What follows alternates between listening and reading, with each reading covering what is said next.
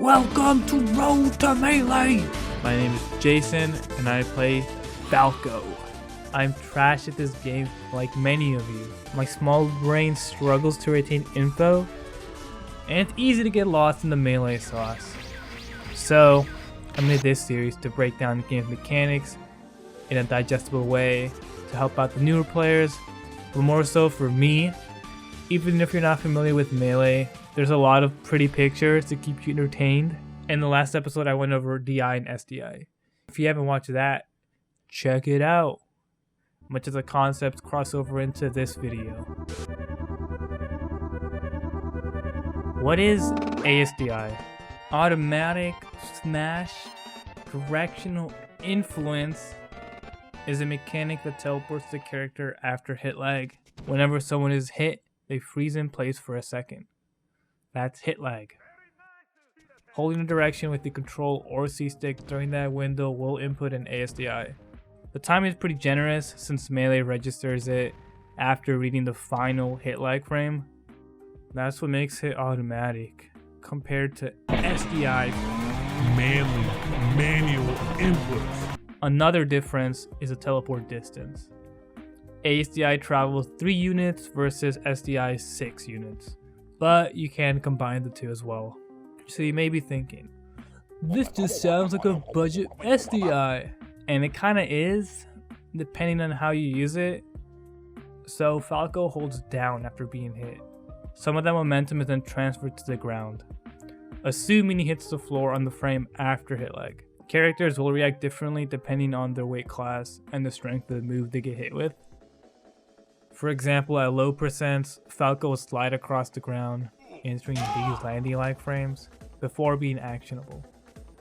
Falco has 4 frames, like most characters, while a chunky boy like DK has 5 frames, meaning that taking a hit becomes an advantage because you're able to counterattack faster out of hit lag. Especially as Falco, Shine is your best friend for reversals. At higher percents, instead of sliding, Falco will be knocked and skid across the ground. So whenever you see stuff like this happening, they're holding down, letting you survive fatal hits while potentially resetting neutral.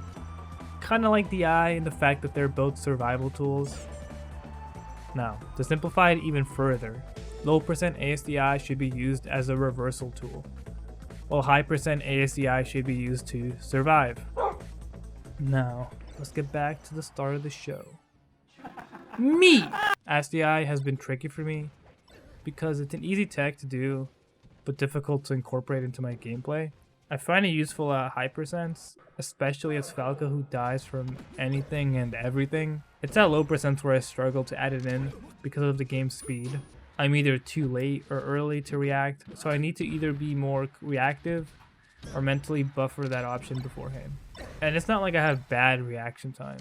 I just need to be more conscious about what I'm doing on screen. Crouch Canceling, also known as CC, is an armor gained while crouching, reducing knockback and hit stun by 33%. In other words, it's the beefier version of ASDI. To put it into perspective, let's watch this Yoshi get stomped. Crouching is performed by holding down, activating on the first frame of the crouching animation.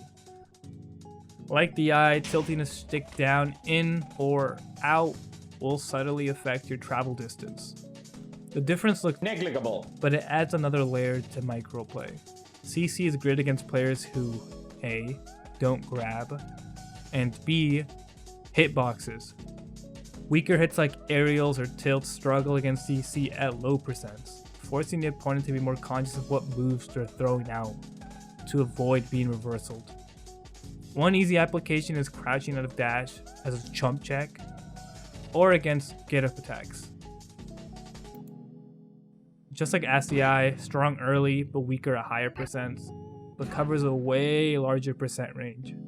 CC is strong AF, but has weaknesses. Multi-hits destroy crouching since you're just standing in place, so it's easier for more hits to connect. Spikes and meteor smashes break it, but can still be teched. outspacing to deny any follow-ups, grabbing. Net play Falcos don't grab. More power, baby! You can combine both techs. While entering crouch, shifting your stick to a diagonal direction, then holding down on the C stick will empower you. Doing this gives you one of the most solid options to resist knockback. Keep in mind that holding down both sticks in the same direction will only register one CC input.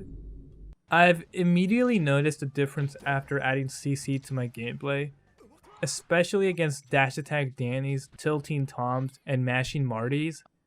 Compared to ASDI, it requires less reaction time and is more lenient on what percent you can use it in. It's a tool every character can utilize, although heavier characters like Samus or Yoshi benefit more. It's basically the big bro to ASDI, and if you haven't already gotten it through your thick skull, CC is very strong. The next time around. And a pivot tipper from Zane will send Leffen off stage into a second edge guard. Did you catch that? Here, I'll show it again. If you're more familiar with competitive melee, you may have heard the term AMSA tech thrown around. It allows you to survive moves that send at a low knockback angle by teching against the stage.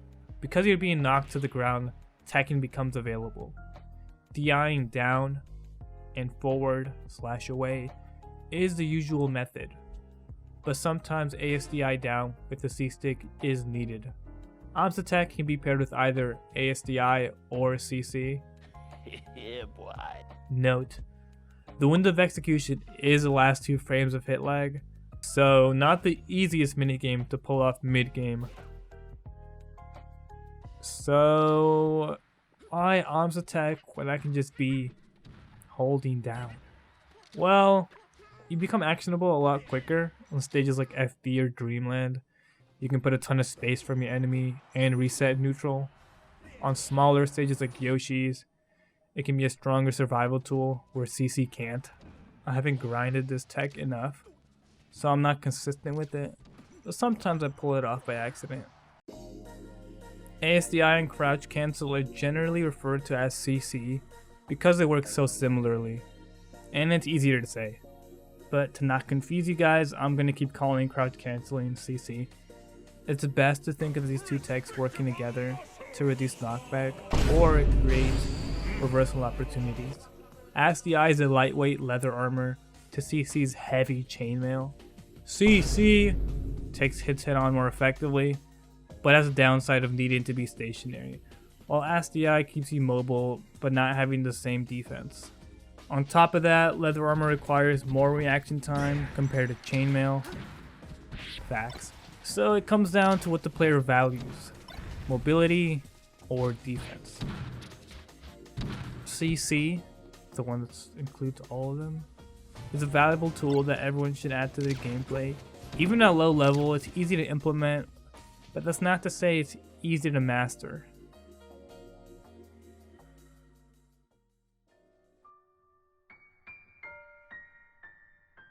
April 27, 2022.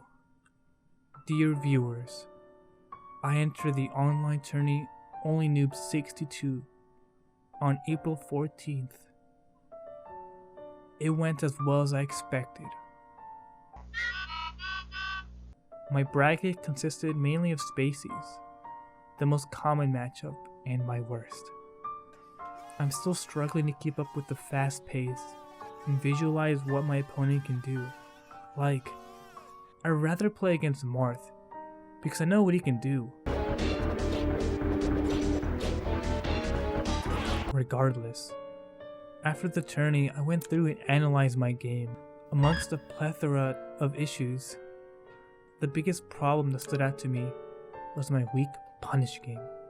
Whenever I did get a shine, I would drop the combo, or settle for a bear or nair. While I was hitting for peanuts, my opponent would hit me like a truck. This just tells me I have to grind out more Uncle Punch. But it wasn't all bad. My movement has gotten way better, especially wave landing on platforms. Also, my DI and CC are letting me live longer. Overall, the whole experience was mauled as frick, but I enjoyed competing. I'm still a pooper, but I'm happy to see improvement.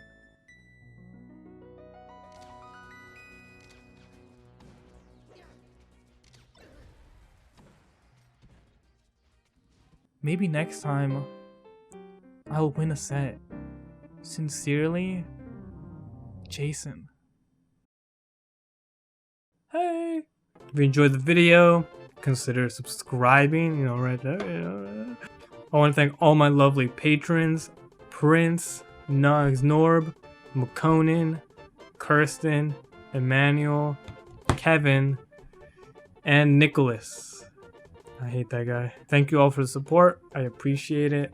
If you'd like to support me, head on over to my Patreon, where for a single $1 you can help me fund my caffeine addiction. Please. I need more Red Bull. I post monthly update videos on future videos, stuff with the channel, that kind of stuff. And you'll also get the video out a week before it's on YouTube. So if that interests you, head on over. Have a good one, guys, and I'll see you guys in the next one. Later.